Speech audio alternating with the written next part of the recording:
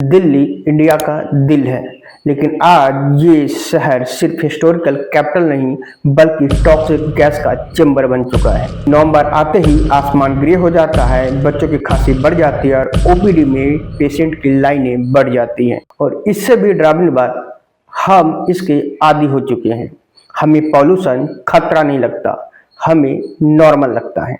लेकिन air quality index का खराब होना और उसमें सांस लेना हमारी सोच से भी ज़्यादा कठोर और शॉकिंग है। दिल्ली अकेला ऐसा शहर नहीं है दुनिया में जिसका एयर क्वालिटी इंडेक्स इतना खराब है। बीजिंग और लंदन दो ऐसे शहर थे जिसका एयर क्वालिटी इंडेक्स दिल्ली से भी ज़्यादा खराब था। ये है बीजिंग 2013 और ये है लंदन 1952 और 1950। ये दोनों ही जगह पे एयर क्वालिटी इंडेक्स वैसा ही था जैसा आज की डेट में दिल्ली में है। लंदन और बीजिंग का दोनों का एयर क्वालिटी इंडेक्स उतना ही खराब था जितना आज दिल्ली का है। लेकिन वहाँ की सरकार, वहाँ की पॉलिटिकल पार्टी इस चीज़ों को इग्नोर नहीं किया बल्कि इस पे ध्यान दिया और इसको खत्म करने के लिए हर वो संभव प्रयास किया, हर वो नए पॉलिसी लाया जो इस एयर क्वालिटी इंडेक्स को इम्प्रूव कर सके और वहाँ के लोग अच्छी हवा में सांस ले सके। और कुछ ही सालों में ये इतना इम्प्रूव हो गया कि ये अपने एयर क्वालिटी इंडेक्स को 50% तक डाउन कर पाया। और आज ये है बीजिंग और ये है लंदन। सिर्फ कुछ सालों में इन लोगों ने अपने लोगों के लिए, वहाँ के पॉलिटिकल पार्टी एयर को पूरी तरीके से प्यूरिफाई कर दिया ताकि वहाँ के लोग अच्छी हवा में सांस ले सकें। और ये है हमारी दिल्ली जिसका पॉल्यूशन, जिसका एयर क्वालिटी इंडेक्स इम्प्रूव ही नहीं हो रहा। और वो आज की बात नहीं है, पिछले कई सालों से यही चल रहा है। दिल्ली एक लंबे समय से 250 से ऊपर वाले एयर क्वालिटी इंडेक्स पे है, जिससे वहाँ के लोग उसके आदी हो चुके हैं। उसको लगता है कि 250 एयर क्वालिटी इंडेक्स नॉर्मल है, यानी कि हम उस एयर क्वालिटी इंडेक्स को नॉर्मल मान के चल चुके हैं और उसे हम इग्नोर करते हैं। जबकि ये एयर क्वालिटी इंडेक्स स्वास्थ्य के लिए सबसे ज़्यादा खतरनाक है, खासकर बच्चे और बुजुर्ग के लिए और हेल्थ से जूझ रहे लोगों के लिए। ये इमेज है एयर क्वालिटी इंडेक्स का कि कब अच्छा, कब नॉर्मल और कब खराब एयर क्वालिटी इंडेक्स होता है। और ये है वो ग्राफ पिछले 5 साल का जिसमें एयर क्वालिटी इंडेक्स इस मौसम में यानी कि नवंबर से दिसंबर के मौसम में रहता है। यानी कि हम पिछले 5 सालों से इसी एयर क्वालिटी इंडेक्स को देख रहे हैं, जिससे हम इसको नॉर्मल एयर क्वालिटी इंडेक्स समझ रहे हैं। जबकि ये इस ग्राफ में बेहद ही खतरनाक एयर क्वालिटी इंडेक्स दिखाया गया है जो कि बैड की कैटेगरी में आता है। अब सवाल ये है कि दिल्ली में एयर क्वालिटी इतना खराब क्यों हो रहा है, दिल्ली में इतना पॉल्यूशन कहाँ से आ रहा है और उसे कैसे हम खत्म कर सकते हैं। दिल्ली में जो पॉल्यूशन फैल रहा है, दिल्ली में जो एयर क्वालिटी इंडेक्स खराब हो रहा है, उसका कोई एक कारण नहीं है। लेकिन इस पॉल्यूशन को बढ़ाने के लिए जो सबसे बड़ा कारण है वो है दिल्ली में चल रहे व्हीकल। दिल्ली में बढ़ रहे पॉल्यूशन का 38% कारण व्हीकल है। दिल्ली का रोड ओवरलोडेड है और डीजल इंजन आज भी दिल्ली में घूम रहा है, जो बहुत ज़्यादा पॉल्यूशन क्रिएट करता है, जो ज़्यादा एयर क्वालिटी को खराब करता है। Emission standard of paper strong है लेकिन इन्फोर्समेंट कमजोर है। दूसरा सबसे बड़ा कारण है नवंबर के महीने में एयर क्वालिटी इंडेक्स का खराब करने का कारण, एयर पोल्यूशन बढ़ाने का कारण पराली को जलाना है। पराली जो पंजाब और हरियाणा में जलाया जाता है इस मौसम में, और उसका धुआं सीधा दिल्ली को हिट करता है। पराली जलने से पराली का जितना भी धुआं है वो सारा दिल्ली को एक ब्लैंकेट की तरह ढक देता है, जो दिल्ली को एक टॉक्सिक गैस चैम्बर में बदल देता है। दिल्ली में पॉल्यूशन बढ़ाने का तीसरा सबसे बड़ा कारण है डस्ट और construction. Uncovered truck, broken road और हैवी और मैसिव कंस्ट्रक्शंस, ये सब दिल्ली को लिटरली धूल का एक बुफे बना दिया है, जिससे दिल्ली का जो एयर क्वालिटी है हर जगह से खराब होता जा रहा है। दिल्ली का एयर पॉल्यूट होता जा रहा है। और चौथा सबसे बड़ा कारण है दिल्ली में पॉल्यूशन का इंडस्ट्रियल पॉल्यूशन। छोटे फैक्ट्रियों में कोयला का जलाना अभी भी सस्ता फ्यूल रिसोर्स है और अभी भी दिल्ली के आसपास बहुत सारी फैक्ट्री है, बहुत सारे मैन्युफैक्चरिंग है जो कोयले का इस्तेमाल करती है और ये इंडस्ट्रियल पोल्यूशन दिल्ली के टोटल पोल्यूशन में 11% कंट्रीब्यूट करता है, यानी कि चीप फ्यूल्स, एक्सपेंसिव लंग्स। पांचवा कारण है गार्बेज और लकड़ी को जलाना। दिल्ली के एयर क्वालिटी इंडेक्स को खराब करने और दिल्ली में पॉल्यूशन को बढ़ाने का ये भी एक कारण है। दिल्ली में बढ़ रहे पॉल्यूशन का 3 से 4% जो पॉल्यूशन है वो इस कारण से होता है, क्योंकि दिल्ली में लोग जहां भी खाली जगह देखता है वहां कचरा फेंकता है और फिर एक दिन उसमें आग लगा देता है। दिल्ली में लोग कचरे में आग लगाना, कचरे को जलाना नॉर्मल समझते हैं, लेकिन वो धुआं काफी टॉक्सिक होता है क्योंकि उसमें जलने वाला सिर्फ लकड़ी नहीं, सिर्फ कागज नहीं, बल्कि प्लास्टिक भी होता है जो मैसिव तरीके से दिल्ली के एयर को पॉल्यूट करता है। और छठा कारण है वेदर ट्रैप। दिल्ली का जो लोकेशन है, दिल्ली का जो ज्योग्राफिकल लोकेशन है वो पूरी तरीके से एक बंद गुंबद जैसा है जो पॉल्यूशन को ऊपर नहीं जाने देती। हवा बंद हो जाती है और जहर हवा में फंस जाती है जो एयर क्वालिटी को खराब कर देती है और पॉल्यूशन को कई गुना बढ़ा देता है। इतना ही नहीं बल्कि ये गुंबद जैसा जो ज्योग्राफिकल लोकेशन है दिल्ली का, वो इसको लंबे समय तक दिल्ली में फंसा कर रखती है और लंबे समय तक एयर को वहीं टॉक्सिक बनाए रखती है। अब सवाल है कि पॉल्यूशन का इफेक्ट कहाँ है। पॉल्यूशन का इफेक्ट, और ये सिर्फ नंबर नहीं बल्कि इंसान की जिंदगी है। जिस तरीके से दिल्ली में पॉल्यूशन बढ़ रहा है, जिस तरीके से एयर क्वालिटी इंडेक्स खराब हो रहा है, ये पॉल्यूशन सबसे ज्यादा इफेक्ट करता है छोटे बच्चे, बुजुर्ग और प्रेग्नेंट महिलाओं को। डॉक्टर की रिपोर्ट के मुताबिक दिल्ली में अस्थमा के मरीज हर साल 20 से 25% की दर से बढ़ रहा है और लोगों में हार्ट डिजीज के चांसेस भी 30 से 40% इंक्रीज हो रहा है, क्योंकि पॉल्यूशन इतना ज्यादा है कि लोगों को उस पॉल्यूट जगह में सांस लेना पड़ता है। इतना ही नहीं बल्कि जिस तरीके से वहाँ का एयर पॉल्यूटेड है, बिना किसी स्मोकिंग के भी लोगों में लंग कैंसर के लक्षण देखे जा रहे हैं, लोगों में लंग कैंसर हो रहा है। इतना ही नहीं बल्कि इस पॉल्यूशन की वजह से महिलाओं में प्री बर्थ और लो वेट बेबीज बढ़ रहे हैं। इतना नहीं बल्कि ये उन लोगों के लिए भी खतरनाक है जिसकी इम्यूनिटी कमजोर है या जो हेल्थ वाइज ज्यादा बीमार रहते हैं। अब दिल्ली में रहना कोई लाइफ स्टाइल नहीं बल्कि एक सर्वाइवल फाइट बन गया है। ऐसा नहीं है कि दिल्ली पहला ऐसा शहर है दुनिया में जहां इस तरीके के एयर क्वालिटी इंडेक्स है और जहां इतना पॉल्यूशन है। इससे पहले भी दुनिया में कई ऐसे शहर थे जहां पे इसी तरीके का एयर क्वालिटी इंडेक्स था, इसी तरीके का पॉल्यूशन था, लेकिन वो शहर, वो कंट्री अपनी अच्छे पॉलिसी और अपने नागरिक के लिए सही टाइम पे सही फैसला लेकर इस एयर क्वालिटी इंडेक्स को बदलकर एक प्यूरिफाई और साफ एयर वाले इस सिटी बना दिया, एक साफ एयर वाले कंट्री बना दिया। दो ऐसे शहर जहां का एयर क्वालिटी इंडेक्स ऐसे ही दिल्ली की तरह खराब था, पहला है बेजिंग और दूसरा है लंदन।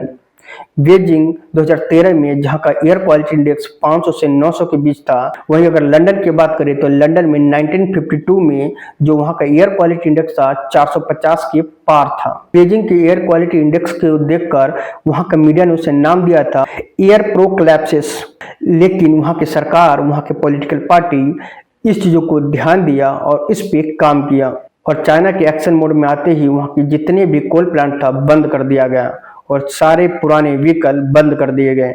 ईवी रिवॉल्यूशन शुरू हुआ जहां इलेक्ट्रॉनिक्स जो गाड़ियां हैं उसको प्राथमिकता दी जाने लगी, फैक्ट्री को रिलोकेट कर दिया गया और ये QI मॉनिटरिंग सिस्टम पब्लिक कर दिया गया ताकि पब्लिक को पता चल जाए कि एयर क्वालिटी इंडेक्स क्या है और कितना पॉल्यूशन है उसके शहर में, और उसकी रिपोर्ट डायरेक्ट गवर्नमेंट तक जा सके और गवर्नमेंट उस पर टाइम टू टाइम काम करता रहे और उसे सुधारता रहे। और चाइना की गवर्नमेंट का इस डिसीजन का रिजल्ट ये हुआ कि 2017 में चाइना अपनी एयर क्वालिटी को 35% तक डाउन कर लिया, यानी कि वहाँ की एयर क्वालिटी इंडेक्स इतना इम्प्रूव हो गया कि वहाँ के लोग नॉर्मल एयर में सांस ले सकें। और आज चाइना हर कुछ महीनों में एयर क्वालिटी इंडेक्स चेक करता है और उसे इम्प्रूव करता है अगर जरूरत पड़ी। और अगर लंदन की बात करें तो लंदन का जहां एयर क्वालिटी इंडेक्स 450 से ज़्यादा था, उसने भी इस पे ध्यान दिया, क्योंकि लंदन की एयर क्वालिटी इंडेक्स खराब होने की वजह से, वहाँ का पॉल्यूशन की वजह से, वहाँ 4 दिनों में स्मोक ने 12,000 लोगों की जान ले ली। यानी कि 12,000 लोग घुटन से और पॉल्यूशन से मर गए। और इसके बाद वहाँ की सरकार अपनी पॉलिसी को चेंज किया, अपनी पॉलिसी को इम्प्रूव किया और वो वहाँ के लोगों के लिए शुद्ध और स्वच्छ एयर को बनाने में लग गए। और उसके लिए वो अपनी पॉलिसी में चेंजेस लाने शुरू कर दिए और इमीडिएट इफेक्ट में एक्शन लेना शुरू कर दिया। और इसके लिए लंदन की सरकार ने कई सारी पॉलिसियां लाई, जैसे clean air act, coal ban, ultra low emission zone and pollution fine. और इस तरीके के पॉलिसी लाकर वहाँ की सरकार, वहाँ के पॉलिटिकल पार्टी अपने लोगों के लिए साफ हवा का व्यवस्था किया, अपने लोगों के लिए पॉल्यूशन को खत्म किया और वहाँ की क्वालिटी इंडेक्स को इन्हेंस किया। और आज लंदन की हवा दिल्ली से 20 से 30 गुना ज़्यादा साफ है। यानी कि दिल्ली में जो भी एयर पॉल्यूशन है, यानी कि दिल्ली में जो भी एयर क्वालिटी इंडेक्स खराब है, उसको हम इम्प्रूव कर सकते हैं अगर हमारे पॉलिटिकल पार्टी, हमारी पॉलिसी सही तरीके से इम्प्लीमेंट किया जाए। यानी कि नामुमकिन नहीं है, लेकिन हमें करना पड़ेगा या हम करने की इरादा रखेंगे तभी हो पाएगा। हम अगर इसे छोड़ते रहें तो ये कभी भी सही नहीं हो पाएगा और हम कभी भी एक शुद्ध एयर क्वालिटी इंडेक्स वाले इन्वायरमेंट में सांस नहीं ले पाएंगे। जिस तरीके से ये दोनों सिटी अपने लोगों के लिए एयर क्वालिटी इंडेक्स को सुधारा, अपने लोगों के लिए एयर पोल्यूशन को खत्म किया, उस तरीके से हम दिल्ली के भी एयर को सुधार सकते हैं, वहाँ के पोल्यूशन को खत्म कर सकते हैं। लेकिन ये तभी होगा जब पॉलिटिकल पार्टी, जब सरकार उस चीज़ों पे प्रॉपर काम करेगी, जब वहाँ की जनता इसके लिए वहाँ पॉलिटिकल पार्टी को पिन करेगा, वहाँ के पॉलिटिकल पार्टी से पूछेगा। अब सवाल ये उठता है कि आखिर क्यों दिल्ली के पॉलिटिकल पार्टी इस दिशा में काम नहीं कर रही है? क्या वहाँ के लोगों को शुद्ध हवा में सांस लेने का हक नहीं है? ऐसा नहीं है कि दिल्ली में इस पॉल्यूशन के लिए कोई पैसा नहीं मिल रहा। दिल्ली के पॉल्यूशन कंट्रोल में पैसा कम नहीं है, क्योंकि पिछले कुछ सालों में 300 करोड़ से ज़्यादा पैसा एयर पॉल्यूशन को कंट्रोल करने के लिए दिया जा चुका है। जबकि एक रिपोर्ट के मुताबिक उन सभी पैसों में से सिर्फ 25 से 40% ही पैसा इस स्कीम में खर्च हुआ है। यानी कि एयर पोल्यूशन को खत्म करने के लिए जो स्कीम है उसमें खर्च हुआ है। बाकी पैसा अभी भी रखा हुआ है, लेकिन उसको किसी भी सही जगह पे खर्च नहीं किया जा रहा। फैक्ट ये है कि वहाँ के पॉलिटिकल पार्टी का इस एयर पोल्यूशन पे ध्यान ही नहीं है और वो न इस पे काम करना चाहती हैं, क्योंकि वो खुद अपने घर में, अपने ऑफिसों में एयर प्यूरिफाई यूज करते हैं। यानी कि हम जो टैक्स भरते हैं उस टैक्स से वो हमारे लिए नहीं बल्कि अपने लिए काम करते हैं, क्योंकि वो जिस गाड़ी में घूमते हैं, जिस घर में रहते हैं और जिस ऑफिस में जाके काम करते हैं, वो सारा हमारे टैक्स से बना होता है और उसमें वो अपने लिए एयर प्यूरिफाई यूज करते हैं। जबकि पब्लिक अपने मुंह पे मास्क लगाकर और इनहेलर लेकर घूम रहे हैं। एक रिपोर्ट के मुताबिक मिनिस्टर्स के ऑफिस में 15 से ज़्यादा एयर प्यूरिफाई लगा है, जिसकी कीमत 5 लाख से ज़्यादा है। यानी कि हर एक एयर प्यूरिफाई की कीमत 36,000 से भी ज़्यादा है। अब सवाल ये उठता है कि जितने भी पॉलिटिकल पार्टी है जो अपने घरों में, अपने ऑफिसों में और अपने गाड़ियों में एयर प्यूरिफाई लगाकर चलते हैं, हर जगह एसी लगाकर चलते हैं, अगर उनसे कोई ये सवाल पूछे कि आखिर ये एयर प्यूरिफाई किसी स्कूल में क्यों नहीं है, किसी हॉस्पिटल में क्यों नहीं है और किसी पब्लिक प्लेस पे क्यों नहीं है? क्या शुद्ध हवा में सांस लेना सिर्फ आपका हक है, उस पब्लिक का हक नहीं है जो टैक्स पे करता है, उस पब्लिक का हक नहीं है जिसने आपको चुना है यहाँ पे सब कुछ ठीक करने के लिए? क्या उन लोगों को अपने लाइफ में शुद्ध हवा लेने की भी आज़ादी नहीं है? लेकिन इसका आंसर सिंपल है, प्रायोरिटी पावर है। अगर आप पॉलिटिकल पार्टी है, आपके पास पैसे हैं, तो आप अपने घर में, अपने गाड़ियों में और अपने ऑफिस में एयर प्यूरिफाई लगाइए। अगर आपके पास पैसे नहीं है, आप पावर में नहीं है, तो आप उस स्मोक में, उस टॉक्सिक गैस चैम्बर में और उस हाई एयर क्वालिटी इंडेक्स में आप सांस लीजिए। ऐसा कोई भी प्रॉब्लम नहीं है जिसका सोल्यूशन न हो। लंदन और बीजिंग उन्हीं प्रॉब्लम को सॉल्व करके आज वहाँ के लोग स्वच्छ हवा में सांस ले रहे हैं। और हम भी अगर उस तरीके से करेंगे, उस तरीके के पॉलिसी को फॉलो करेंगे और लागू करेंगे, तो हम भी स्वच्छ हवा में सांस ले सकते हैं।